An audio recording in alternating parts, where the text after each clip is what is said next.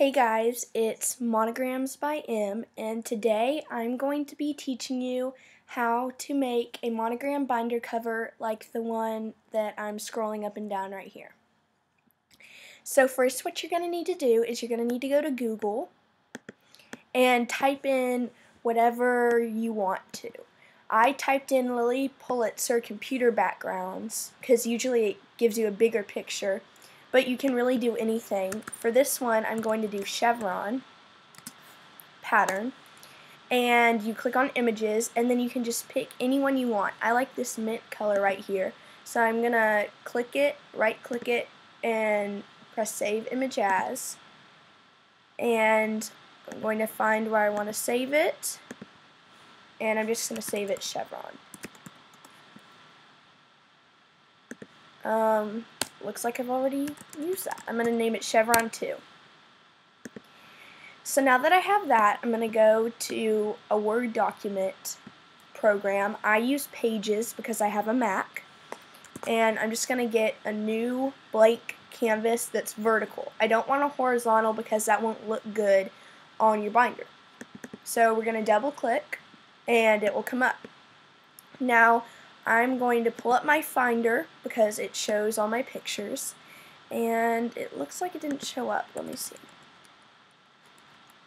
So I'm going to find that image,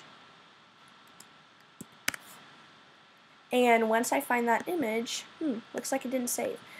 I'm just going to grab it from and drag it over to my Word document. Okay, now that I've done that, I'm going to expand it to make it big, to cover my whole screen. Now, it's going to look a little pixelated, which, always happens. I just kind of ignore it. If it really bugs you, I bet there's a way to make those images less pixelated. But, so now that I have my image up, I'm going to center it the way I want it. And now we're going to add the circle, like this. First, you're going to go and you're going to click Shapes, and you're going to grab a circle. Now you can make it as big or as small as you want. Remember that the monogram is going to be in it, so we want to make sure that it's a good enough size to fit a monogram. So I have my circle, and I'm going to right click and go to Align Objects, press Center, then I'm going to go back, do the exact same thing, but this time press Middle. Now that I know that it's in the middle of my page, I'm going to pick the color of circle that I want. So I think I'm going to do a mint and hot pink theme. So I'm going to change the colors. So there is my circle. Now we're going to add the monogram. On the other one, on my example, I used a circle monogram, but I'm going to use a script monogram this time. To get that script monogram font, I have another tutorial on my blog. It's called, I think, how to download the monogram font. If you want the circle font, it costs $20, and I got it from fontbros.com. Now, what I'm going to do is I'm going to type in my middle initial, go up to my fonts, and click and find the font that is monogram. It's called Monogram KK font. And I'm going to make it pretty big because it's going to need to look proportional in that circle. Now I got it a little bit too big, so I'm going to go back and make it smaller. This part you kind of just have to play around with.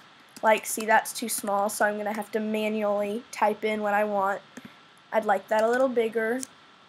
Again, type it in. There we go, that's the size that I want. So I'm going to center that in my circle. Now there's two ways you can do this. You can either manually center it, or you can actually center it with the align thing. So I'm going to right click, align, center, then align, middle. See, I don't like how that turned out, so I'm just going to manually do it. So there's my T. Now you can either create a new text box, but it's just easier to go Command D, which is duplicate. And I'm going to backspace and type a small m, not an uppercase M, because we did an uppercase T. Now that's a little big, so I'm going to do Command D again, and I'm going to do my right initial, which is G. So there we go, we have our little monogram. Now see how it doesn't fit very well inside the circle? I'm going to make my circle larger so it will fit. And I'm going to do the exact same thing, the center align, keeps on, okay, there we go, center, in. Sorry guys, line middle. So now that I have it in the right spot again, I'm just going to kind of play with my monogram till I get it in the right spot.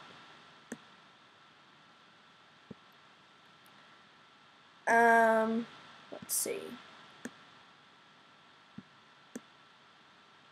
I don't like my initials very much because they always seem to have problems when I'm putting them in online. That's why I use the circle monogram a lot, but I wanted to do the script. After you play around with this, you can change the font color and do all that fun stuff.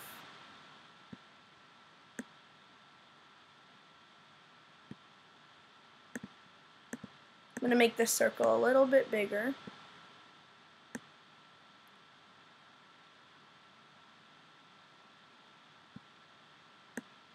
Okay, almost done. Now I'm going to have to recenter my circle.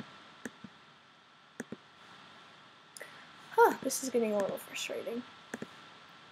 Align, center, align, middle. Okay, so that looks about right. You know, I did my best to get it in the right spot, but nothing's ever perfect. So now I'm going to change my font color. I think I'm going to use that mint color. So I'm going to go to show more colors and like try to get that same exact color. That's pretty close. If you want that same mint color, just drag it into the other text boxes.